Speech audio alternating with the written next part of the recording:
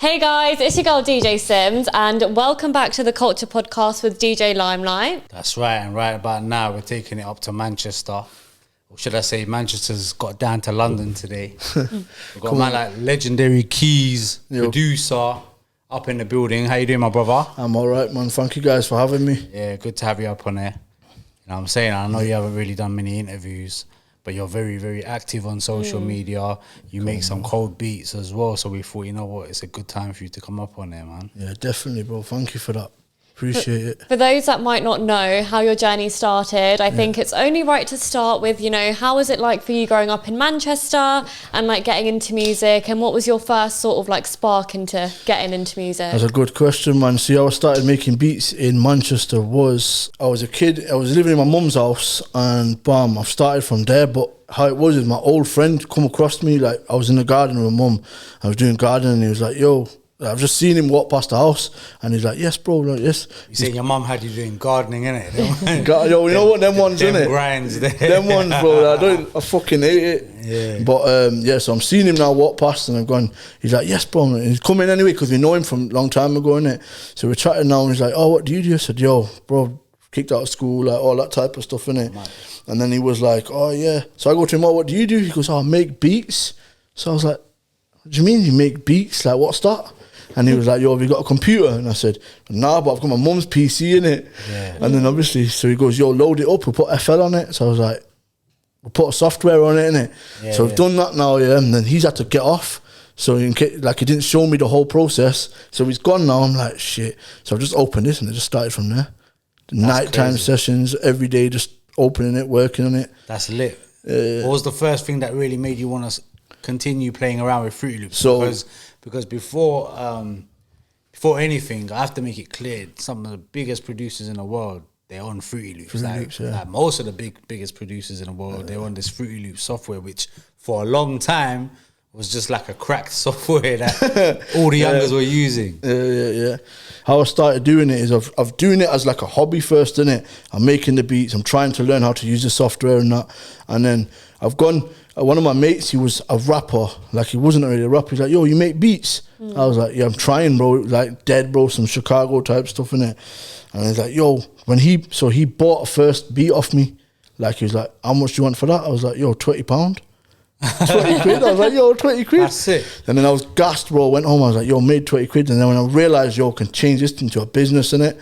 And then it just flipped from there, really. But now you've worked on beats for like so many like massive artists, you know, big names, you know, the likes of Vivio Foreign, Nipsey Hussle, and obviously recently The Game as well. So how did you get your music across to those artists? I don't even know, to be fair. It just happened, innit? Like putting in graft every day and learning how the software, then learning how you can make it into a business.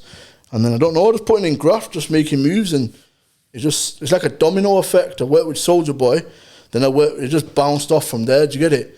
Then it's just literally, I don't really know. It just happened. Just putting in the work. Yeah, and obviously making beats that people wanna rap on as well. I guess that's very important. But you know, I think you bucked up with Game recently, and you've got a vocal of him. And you know, he's done one for my album. Yeah, so let's talk about The Game. Like, how did that link up come about? Shout out to my manager, Joe Young, man. He's worked with everyone, DMX, Wiz Khalifa, every single rapper, Snoop Dogg. So he was in the studio with The Game before he's come on tour, and he's like, yo, Keyzz, start working on the album, because I've just signed a deal with Rock Nation, innit? Distribution deal. So they were like, you need to put 12 songs together.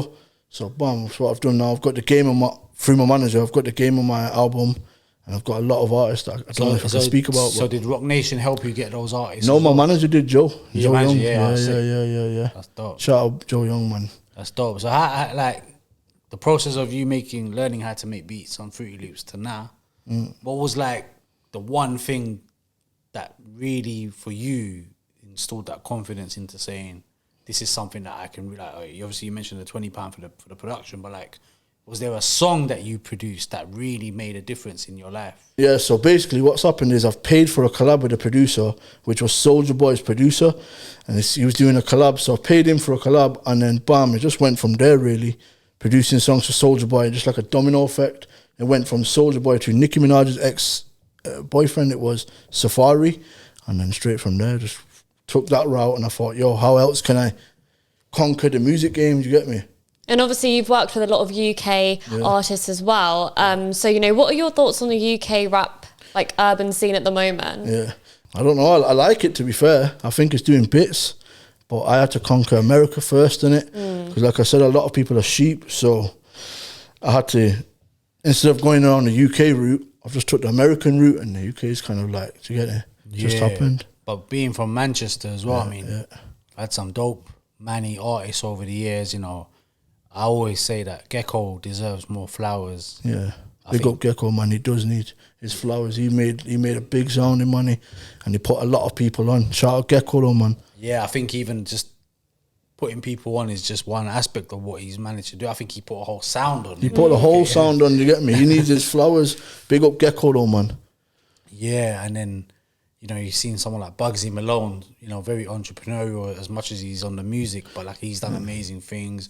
Young people like H as well. There's a lot of artists that have come out of Manchester, man. I mean, do you feel quite passionate about the Manny scene, or do you feel like it's a little bit like a scene that's kind of landed and kind of gone past now, or do you feel like it's something that's the Manny scene's doing bits, like healthy? We're blowing differently, you get me?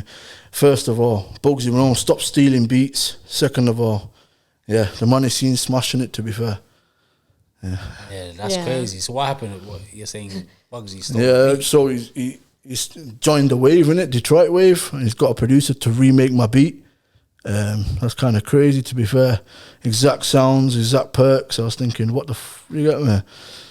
Find your own beats, lad. Oh man, that's I'm sorry to hear that. So like, is that something that you find has happened to you quite often? Quite a lot, yeah. Since I've made the Detroit sound, so what I've done is, it's not. I didn't make this sound. What I've done is I've took it and brought it to Manchester. Do you get it? And then everyone's just, you get me? Me and Tunde made that sound. And how is it like working with Tunde as well? Yeah, it's good, man. We've got a couple of shits in the pipeline, to be fair, man. Good artist, one of the hardest artists in Money, I think. Yeah, I think he's one of the coldest in the UK. You know, he's doing his thing as well in America as well, cross seas.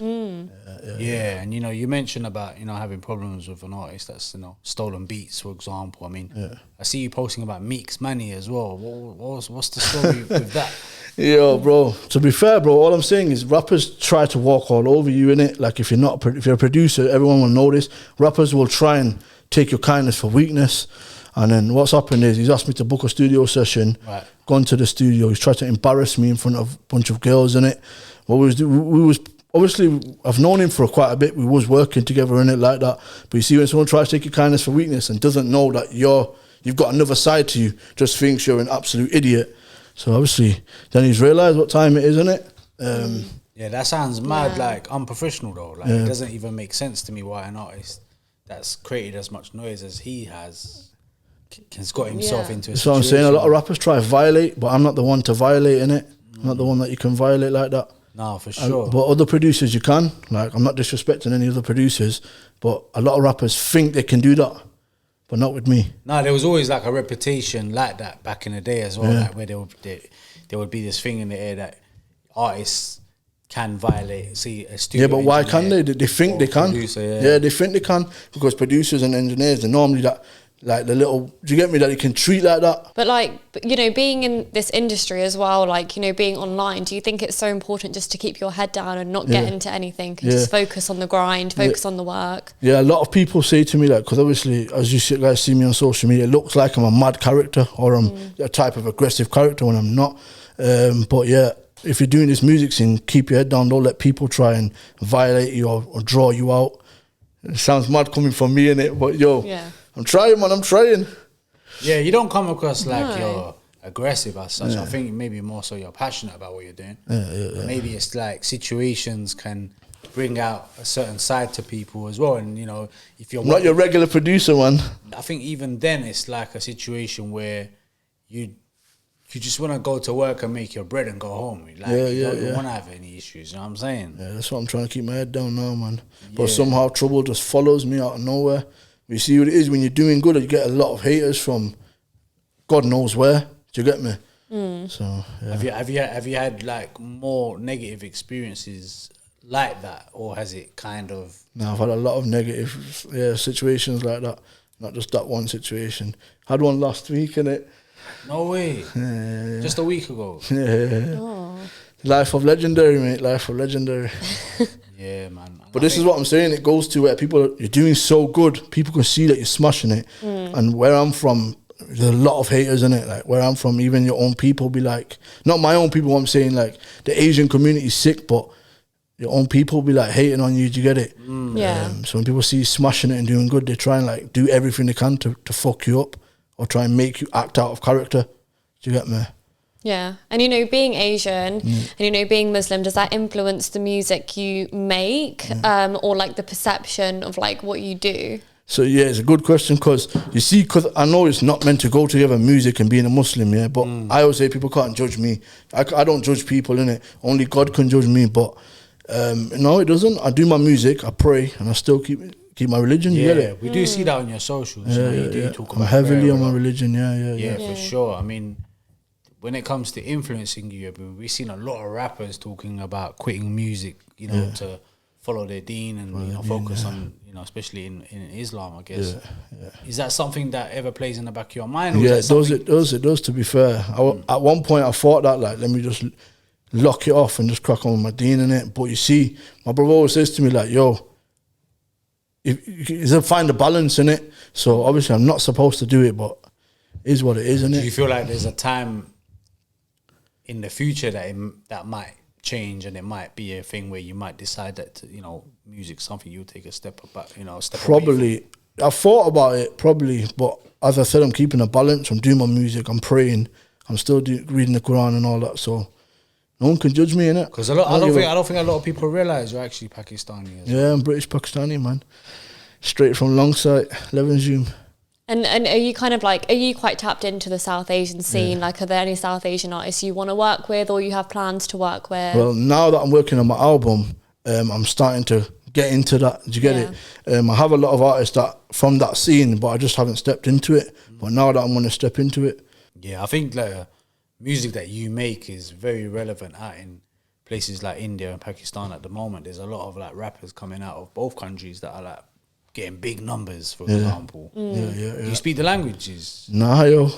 I don't speak Punjabi, but I understand it. I don't speak Urdu, but I don't.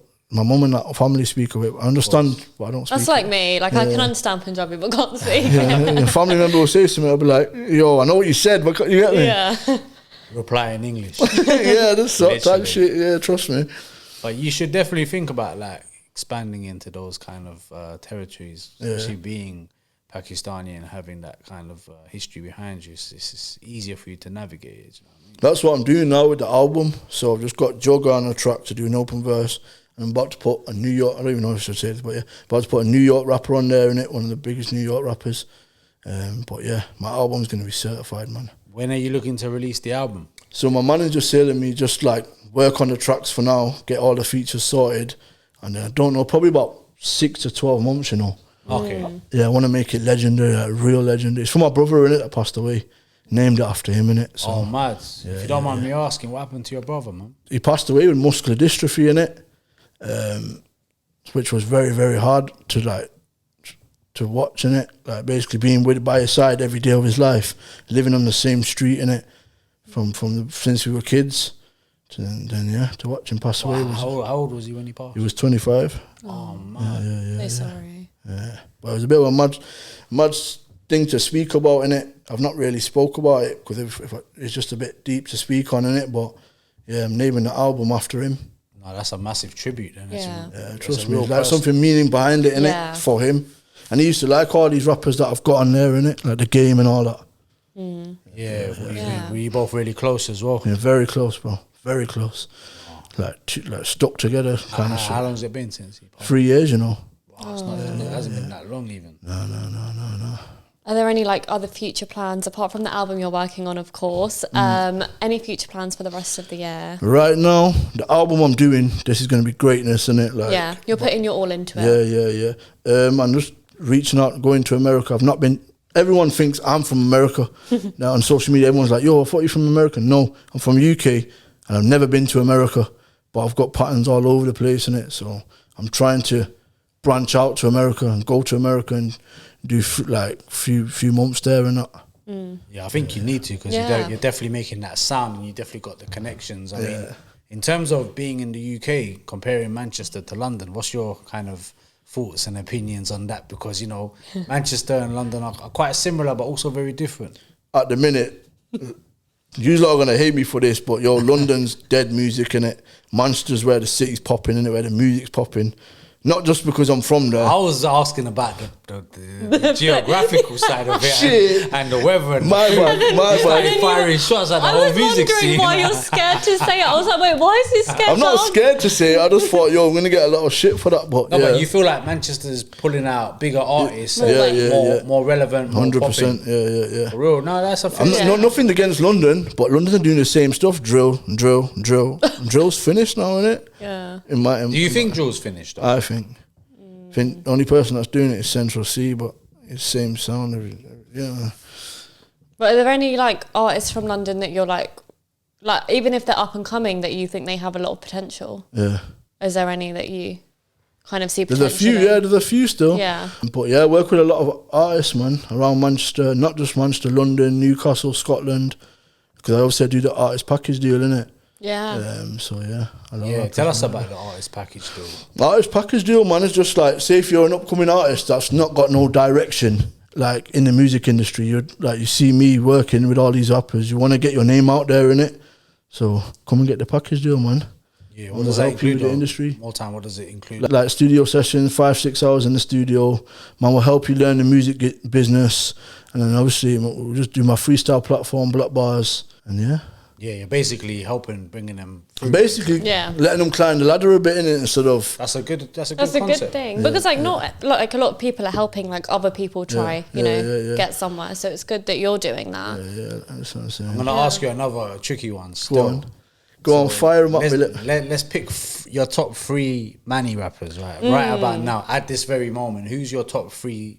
Starting with number 3. Number 1's always gonna be Tunde. You got me. Remedy, number 2, which is my boy, innit?